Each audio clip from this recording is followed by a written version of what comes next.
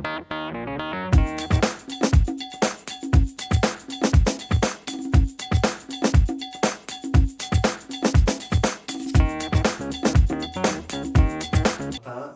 de la realitat.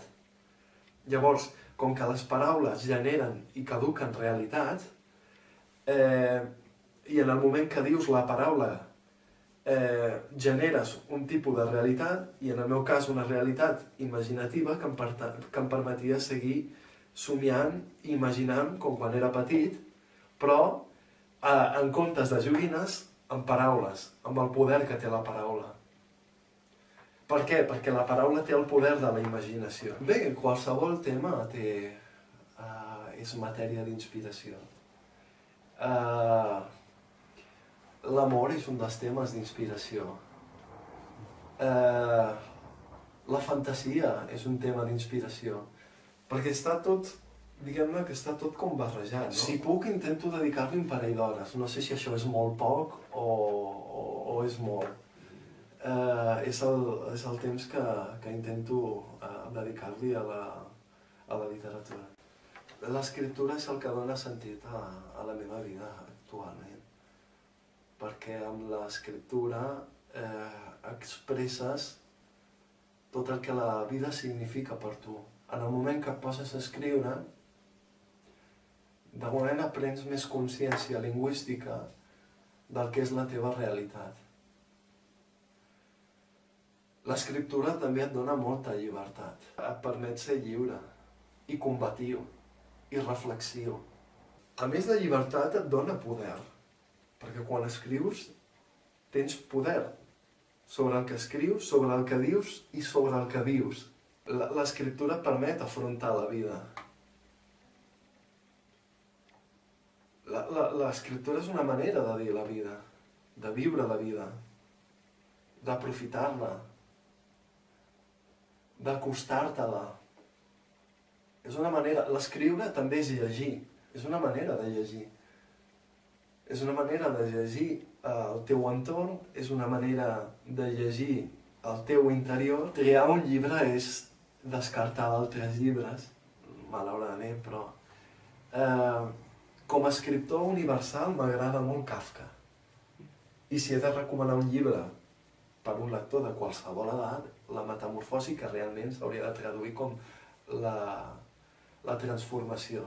Clar, hi ha llibres que són enormement importants i fonamentals, com la Bíblia, el Quixot, el Tirant-lo Blanc, tot el que arrosseguem de tradició literària. I com a autor català, diguem-ne, doncs m'agrada molt Jaume Cabré, té una prosa extraordinària, Jaume Cabré. És boníssim, és boníssim. La llista de llibres boníssims és interminable. I no passa res si un encara no els ha escrit. Jo, quan algú em diu, he escrit, llegit, quan algú em diu, ostres, sí, val, conec el Quixot, però no l'he llegit. No passa res. Em fas enveja, perquè jo ja l'he llegit, ja sé de què va, ja l'he disfrutat, i tu tens l'oportunitat de descobrir-lo. I qui diu el Quixot diu qualsevol llibre. Jo em quedo, a dia d'avui, dels que he publicat, amb els col·laboradors del Contacontes, que és l'últim que vaig publicar, de narrativa, que són uns contes, i aquests contes m'agraden molt perquè molts d'ells, des de la tendresa en la visió de la realitat, m'identifiquen emocionalment.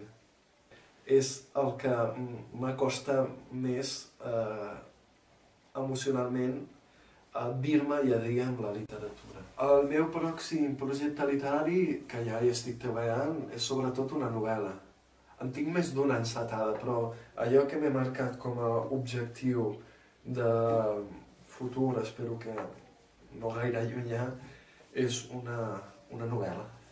Una novel·la realista, tot i que amb elements d'aventura, sobretot perquè jo vaig començar molt en prosa amb la fantasia i m'he anat cada cop tornant com més realista.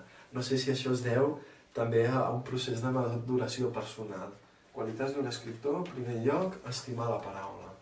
Llavors, estimar la paraula en sentit estètic, és a dir, la paraula que expressi bellesa. No bellesa vol dir, oh, que bonic, no? La bellesa també pot, des de la bellesa del llenguatge, també pots parlar de coses tristes i cruels.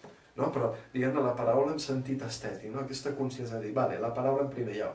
Està bé que sigui una persona que també llegeixi.